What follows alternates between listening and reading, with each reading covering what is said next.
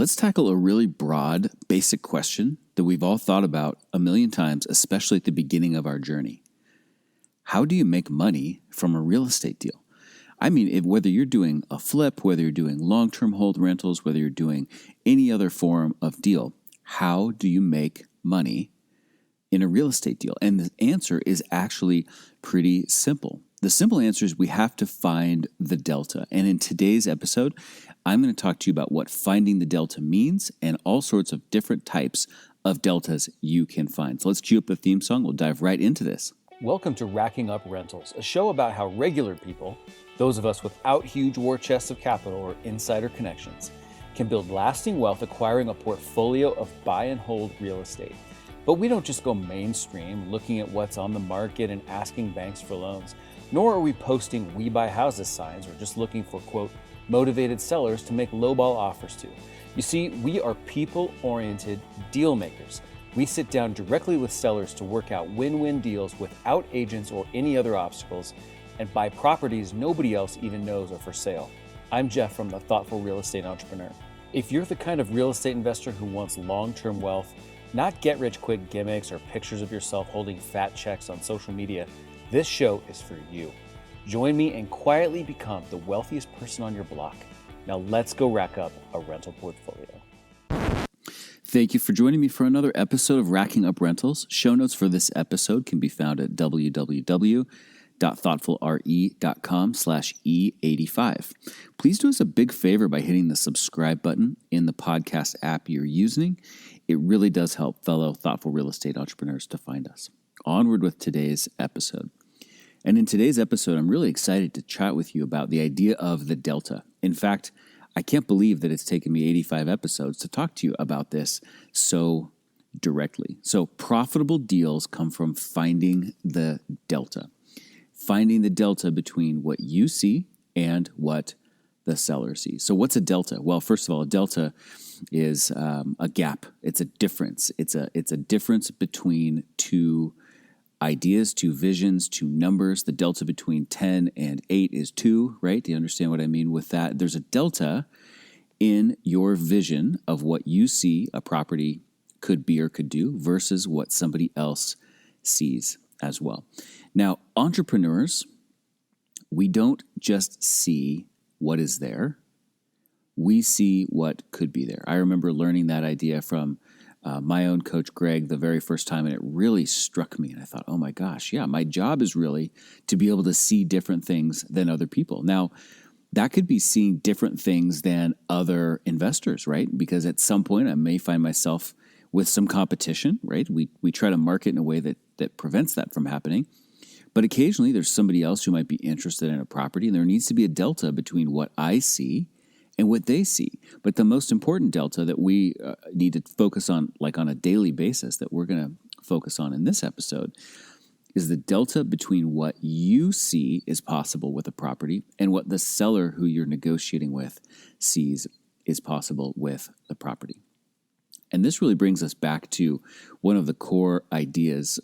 I feel like I've created a few proprietary terms as I've created the Thoughtful Real Estate Entrepreneur, and one of those is opportunity vision. And so opportunity vision is very, very closely related to this topic today. And I define opportunity vision as seeing all of the elements of what could be there and evaluating each of those elements to determine where the greatest opportunity lies. So when you look at a property or when you look at a deal and you see either physically what could be there or use-wise what could be there or financially what could be there, you have a vision for what you think the highest and best use is. And oftentimes there's lots of different ideas. You've got different options that come through your mind. You think, wow, we could do that. This could be better in that way, could be better in that way, could be better in that way. Which of these paths do we want to choose? And that is the process of developing and refining opportunity vision.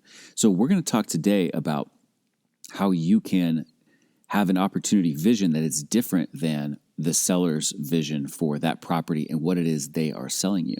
I actually like to refer to this often as the seller is selling you an apple and you're negotiating based on them selling you an apple, but really in your mind's eye, you're seeing an orange. So you're paying them fairly for what they think an apple is, but you know you're about to convert it and transform it into an orange. There's one really interesting philosophical point that I want to make here. This might be something you've never thought about before. It's not something I've thought about many, many times, but it has come up a few times in reading that I've done. Every time it comes up, I just think it's absolutely fascinating. And the philosophical point is this.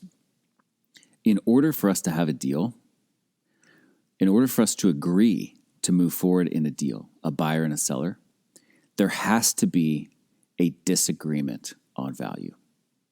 Okay, wait, let's back up. That doesn't make any sense, right? In order for us to agree to a deal, there has to be a disagreement on value. And the reason that this statement is true, what this statement means, is that let's say you are talking to a seller about buying their single-family home and the price that you've agreed to is $200,000. For you to say yes to that, you have to feel like that house is worth more to you than the $200,000 that you will spend on it. And at the same time, the seller has to feel that $200,000 is worth more to them than the property, the house that they already have, right? So it kind of comes down to a sort of a business version of beauty is in the eye of the beholder. And in this moment, I would rather have that thing that the seller has than the money in my pocket. And at that moment, the seller would rather have the money in my pocket rather than this house that they have. So in order to get to an agreement, to make a deal, there actually has to be a disagreement on value. Isn't that fascinating? And now we're going to talk about sort of very intentionally making sure that there is a disagreement on value by you developing your own opportunity vision and creating the delta between what the seller sees and what you see. There are a lot of different ways that there can be a delta in your opportunity vision and the seller's vision. There's a lot of different ways that you could be seeing an orange and they could be thinking that they're selling you an apple. So I'm going to run through a few simple examples that you'll be able to relate to, a couple that get a little bit more advanced, but you'll see what I mean. So the most obvious difference right in front of us is, of course, market value, right? There could be a difference in vision between what you understand market values are and what the seller understands market values are. Now, this could come from lots of reasons, right? You could be looking at this house saying, this $200,000 house is worth right now $225,000. And the seller might be thinking, yeah, this house, no, it's worth $200,000. Now, why would there be a difference in those things? Well, there could be lots of reasons. The seller might just simply not be all that tuned in or spending much time and energy focusing on that. They might just be looking at simplistic outside data points like Zillow's estimates and thinking that those are 100% accurate. They might live out of state and not know that both of the properties adjacent to this particular one have been renovated recently and had just sold for a lot more or about to be sold for a lot more. There could have been a market correction a while back, and now the market is increasing rapidly in value, and the seller just doesn't necessarily know that. Those are definitely easy ways that there could be a delta between your idea of market value and their idea of market value. Then we take that idea and we even pivot that further and say, how about the difference in your idea of ARV, after repaired value, and their idea of after repaired value? You might know that spending $30,000 painting and re-roofing this house and re-landscaping it would actually add $50,000 of value, and they don't really realize that some of those repairs would help quite as much as they actually would. So number one is simply market values. This is the entirety of the thought process for most people who are involved with wholesaling, the entirety of the thought process for most people involved with flipping alone. But it's a very important delta that you are seeking, a delta between what you think the current value is and they do. This is pretty obvious. Let's move on to the next one, which would be about income, rents. I've talked to lots and lots and lots of sellers who, when I chat with them, they say, yes, my duplex getting $1,100 for each of the units, but that's under market. And I say, great. Well, what do you think the market rate should be? And they say, it should definitely be $1,200 per unit. But I'm looking at that going, that should be $1,500 per unit. So there's a delta there between my understanding and knowledge of what the market rents should be and their understanding of what the market rents should be. And when you think about this from the income approach to value, like cap rates and things along those lines, that delta equates to massive amounts of difference in values, right? If you're talking about a 10-unit building and they think they're under rent by $100 per unit, you think they're under rent by $300 per unit, all of that income extrapolated over a cap rate could mean a tremendous difference in the value, the appraised value even of that property once you get those rents up. So another delta that's just really kind of low-hanging fruit that we should be listening to all the time, or listening for all the time, is the delta of income in the form of rents. Here's another one. There's often a delta between the repair need or the cost that the seller perceives versus you. Now, you might think this delta often works in reverse. It works against you. The seller says, oh, yeah, the property needs $10,000 of work, and it actually needs $30,000. And that can happen a lot of times too. But absolutely is possible that the opposite can happen as well.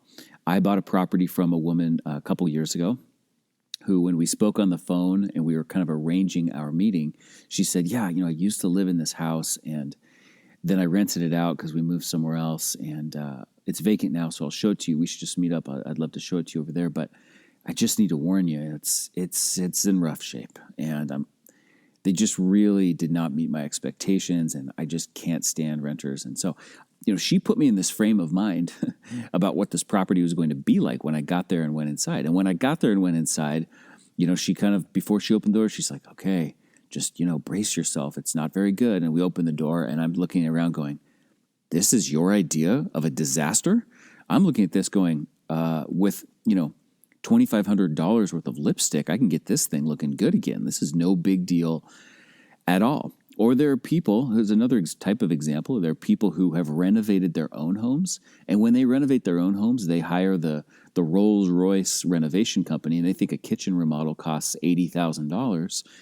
And so they're extrapolating that out and saying, well, this rental kitchen remodel, even if we don't, do all the bells and whistles, is still $60,000. And I'm looking at it going, dude, I can get that done for like $25,000 with my team. So there's a delta between their idea of repair cost and repair need and my idea of repair cost and repair need. Here's a fourth example. There can be a delta between their idea of remodel options and yours. One simple example in my primary market of Portland is we have a lot of old houses, and a lot of old houses have basements. And basements can be, if the ceiling heights are good enough, really great things to renovate and add a lot of square footage to a house, maybe even add another bedroom with some additional modifications, this and that. More living space, if nothing else. You do a quick, easy framing in of the room and put some carpet down, and it becomes a family room that's very, very simple. And sellers don't always see that. They don't see that there's additional opportunity to remodel their property in a pretty easy way. I bought a house last year that was a very small home. It was about 900 square feet, and it was 3 bedrooms and 1 bath. And I thought to myself, boy, this thing would be a lot more marketable if it was a 3-bedroom, 2-bath house. But it's a very small house. So there's not a lot of space to add another bathroom without doing an addition. And I didn't really want to do an addition, but we looked very creatively at the floor plan, and we saw, this laundry room here is a little bigger than it needs to be. And it already has some of the plumbing that we need for a bathroom. So what if we take this laundry room that has 2 side-by-side units and we convert the laundry room to having stacking units, and we carve off some of that space and a little bit of an adjacent closet, and we make that a second bathroom. And so we did that. It was really quite easy. It wasn't even terribly expensive, and it really changed the overall marketability and desirability of that house and its potential target market of buyers. So there was a delta there between what I saw was easy and possible to really change the overall picture of what this house is than what the seller saw as well. Number 5, zoning.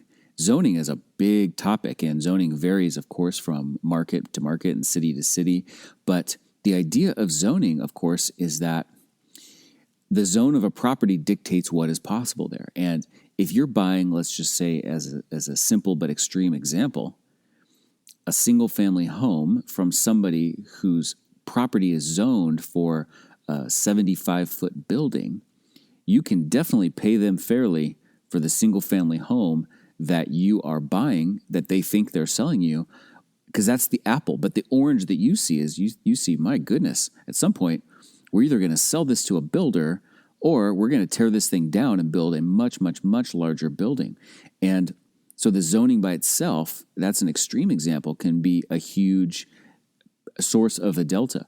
But here's even just a simpler, more subtle version of the delta. What if the zoning for this property would allow a duplex and you have a single family home? Now you know, gosh, without buying any additional dirt or land, I could build an adjacent attached structure to this that would give me a whole nother unit. And now I'd have 2 sources of income than just one.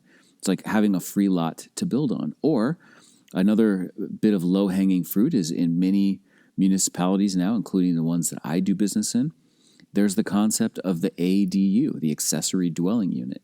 And that's a really easy way to add another unit to a property. So you're looking around the property saying, this residential zoning will allow me to add an ADU. Do I see a physical place that makes sense for this as well, whether it's inside the current structure, like in a basement, or there's a big backyard or something like that I could use? But there can be easily a delta between your vision and the seller's vision in terms of zoning. On a somewhat similar note, number 6, how about something to do with your ability to divide the land that you buy or divide a lot, right? So especially in infill type neighborhood, lots are at a premium because that's where people want to be and there's not much buildable space. So if you buy a property that's, say, 10,000 feet in an area that is zoned for lots that have a minimum of 5,000 feet, you very well might be able to divide that lot and have a second lot that you could either sell or build something else on and then sell or do anything on. So the rules of exactly what's possible where will vary from town to town. But if you see the ability to buy a piece of property and actually turn it into 2 pieces of property and the seller doesn't see that possibility, that can be a very important delta for you also. Let me give you number 7. How about builder or tear down value? Seller is selling you a property and they're thinking they're selling you this house because you want to buy the house. And what you're looking at, though, is you're seeing, I'm buying this house that is an apple. But what I'm really seeing in myself and my opportunity with this is the opportunity vision of this being a great building lot for a builder who will build a much larger home on it. Or maybe a builder who will build 2 homes on it, depending on the zoning. You know, in my city, for instance, if a lot is on the corner, there are different rules and possibilities for what you can do there than if the lot is in the middle of the block. And if it's on the corner, you can often build 2 homes, one that's sort of facing each of the 2 directions, and that gives you an ability to change the picture significantly too. So you could buy a house from the seller, pay them very fairly for the house that you are buying, but know that you're not buying it for what it is, the apple. You're buying it because you know that it could become the orange, which is a 2-lot building opportunity for a builder who you could resell that property to.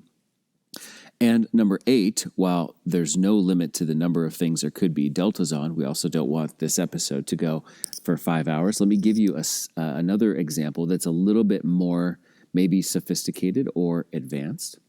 And that might be the arbitrage of money, the arbitrage of interest rates. Okay, so you might see a delta in the price of money that you can borrow and the price of money that you can rent out to other people. So let me be more specific and precise in what I mean here. What if you were to negotiate a seller financing deal? Well, that would be right up our alley on this podcast, right? In this community. What if you were able to negotiate a seller financing deal that has supercharged seller financing elements and you negotiate it at, say, 3%? And your negotiated terms do not involve a due on sale clause. And this now opens up your ability to resell this property to somebody else with seller financing without paying off your underlying debt using a wrap note. Now, where's the delta, you might be asking? Well, the delta here is that you see that there's somebody who would gladly pay 5% interest to be the buyer in a transaction where you are the seller financing seller. So you buy a property from somebody on seller financing with no due on sales clause at 3% interest. You resell it to somebody else at 5% interest, and now you are capturing the arbitrage of the interest rate difference, the delta, between 5% and 3%. You could sell the property for exactly the same price that you bought it for and still be making money because you saw a delta in the interest rate that you negotiate. So deltas are very, very important. And if you remember several episodes ago, we talked about something called solving for awesome. Solving for awesome is about coming in with your opportunity vision, figuring out what the best part of a deal is, and then designing the deal in a way that captures that specific thing, like an algebraic equation. We are solving for the awesome. Well, the delta is the awesome in most cases. The delta is that thing that we see as the greatest potential, and we are now solving for that. We're going to design our deal in a way that allows us to capture this important distinction, difference, gap between what we see and what the seller sees. So your job, my friends, is to be as educated as possible to be able to see as many different angles of value as you possibly can, right? You need to know a little bit about zoning. You need to know a little bit about the comp plan and what's coming in the future in terms of zoning in your town or your city. You need to know what minimum lot sizes might be to know if you could divide something, or minimum lot dimensions and this and that. You need to know values. You need to know market rents. You need to know repair costs. And when you do, you give yourself the greatest possible chance of being able to create a delta. Now, I should point out, there are a lot of cynical people who would look at this type of conversation and say, oh, that's not fair. You are abusing the seller because you have information, you have an informational advantage that they don't have. And to that, I simply say that's a very cynical perspective. And if I've taken the time to educate myself on exactly what the minimum lot size is and the land requirements to do a land division and what something might sell for, and after we build XYZ product and exactly what that product would cost to build, if I've taken the time to do that and they haven't, then I believe I've earned the ability to have that educational advantage. And probably the most important point that I've alluded to now in this podcast a couple times is that in order for you to benefit from the delta does not mean that the seller, have to suffer at all. This is really, truly abundance mentality. If they think they're selling you an apple and you're giving them a fair deal for that apple, even though you believe you're buying an orange, that's what matters. If you feel like you are giving them, if you're confident that they're getting for themselves a fair deal for that apple, then that is what matters. And that's what we will go about doing thoughtfully. So my message to you is your education is your advantage. So get out there, keep developing that education, and seek to find deltas between what you see and what the seller sees. Because at the end of the day, there has to be a disagreement on value in order for you to get your deal tied up.